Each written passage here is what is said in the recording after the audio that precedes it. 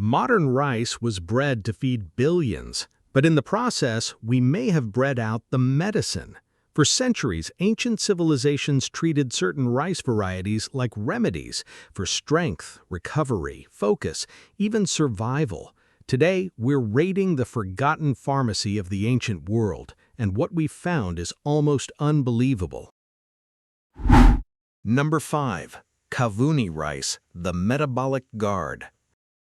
Most black rice looks exotic. This one looks dangerous. Deep purple-black, almost like polished volcanic stone. This is Kavuni rice, an ancient grain once brought to southern India through the trading networks of the Chettiar community. Back then, this rice was considered special, sometimes even reserved for ceremonies and elites. But what makes Kavuni strange isn't the color, it's the chemistry. That dark shade comes from compounds called proanthocyanidins, the same class of antioxidants found in berries and red grapes, except here they're packed into rice. And unlike heavily processed white rice, Kavuni digests more slowly, meaning it may create a gentler blood sugar response. Researchers have studied black rice varieties for their potential role in metabolic health, especially because they contain more fiber and bioactive compounds. Translation: less sugar roller coaster, more steady energy. But here's the twist. People don't eat it like normal rice. In parts of India, Kavuni is soaked for hours, then cooked into rich dishes with coconut, jaggery, or spices. Ancient comfort food, modern nutritional science. And if number 5 already feels like medicine, wait until you see the rice literally used in body therapy. Number 4. Navara rice, the physical restorer. Imagine a rice so unusual, people don't just eat it, they massage with it. This is Navara rice, one of the rarest medicinal grains from Kerala, India, and possibly the only rice famous in Ayurvedic therapy. In a treatment called kiji, warm bundles filled with cooked Navara rice are pressed onto the body. Why? Traditionally, it was believed to help restore strength and recovery, especially after illness or physical weakness. But this gets even stranger. Navara isn't just therapy rice, it's recovery food. The grain has long been valued for being easy to digest, nutrient-dense, and rich in protein compared with common polished rice. That's why in some regions, it became a traditional food for infants and for people recovering from exhaustion. Think about that. Modern energy drinks promise recovery. Ancient cultures, they handed you rice, sometimes boiled slowly with milk and herbs. Simple, comforting, functional. And the deeper we investigate this forgotten pharmacy, the more it starts to feel like ancient people knew something we forgot. Because number 3 wasn't designed for luxury, it was designed for survival. Number 3. Kalu Heenati, the immune shield. If civilization collapsed tomorrow, this might be the rice you would want. This is Kalu Heenati, a legendary heirloom rice from Sri Lanka. Dark, hardy, and incredibly resilient. Locals sometimes call it survival food, not because it lasts forever, but because of what's inside.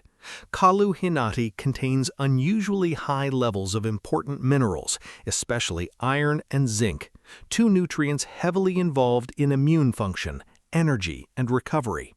Iron helps transport oxygen through the body. Zinc supports immune defenses, and deficiencies in both can leave people feeling weak. So in traditional communities, this rice wasn't just dinner, it was nourishment with a purpose. Some families even believed it supported resistance during difficult seasons. Now, is it a magic cure? No food is. But compared with stripped-down refined rice, this grain feels like nature refusing to compromise. And the flavor? Earthy, nutty, dense. The kind of food that tastes like history survived inside it. But somehow, the next rice might be even stranger, because its secret comes from volcanic soil. Number 2. Madagascan pink rice, the heart protector. This rice should not exist. Pink rice? from volcanic mountains sounds fictional, but high in the plateaus of Madagascar, farmers still grow heirloom varieties known as Aliambo rice, and some naturally carry a soft pink color. The first thing people notice? The beauty. The second, the environment. These grains grow in mineral-rich volcanic soils, and soil matters more than most people realize, because what plants absorb eventually ends up on your plate. Some heirloom rice grown in these regions contains valuable minerals like magnesium and potassium, two nutrients strongly connected to heart and muscle function. Magnesium supports normal muscle contractions, including the heart. Potassium helps regulate fluid balance and blood pressure. In other words, this isn't just colorful rice, it's terroir, like fine wine, except edible history. And locals often cook it simply, steamed, lightly seasoned, because when food grows in extraordinary soil, you don't want to hide the flavor. But the number one rice? It may be the strangest of all, because people once believed its fragrance could sharpen the mind.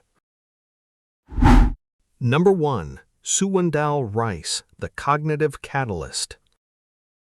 Before luxury perfumes, there was rice.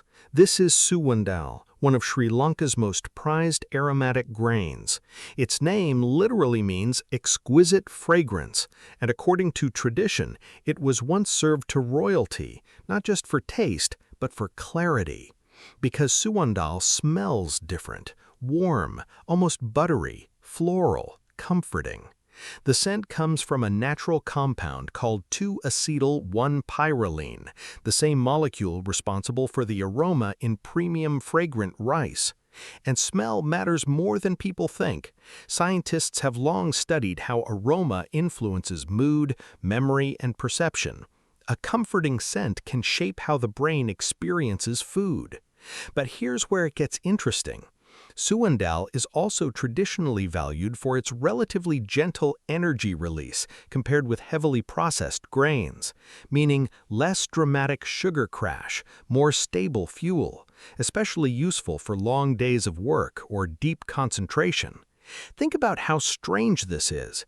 Ancient royalty believed fragrance could sharpen the mind. Modern neuroscience studies how smell affects cognition. Thousands of years apart, yet somehow the ideas started sounding similar. Here's the unsettling part. None of these grains were invented in laboratories. They survived through memory, tradition, and farmers refusing to let them disappear. Meanwhile, modern rice got faster, cheaper, whiter. But maybe the biggest upgrade in food history was actually a downgrade.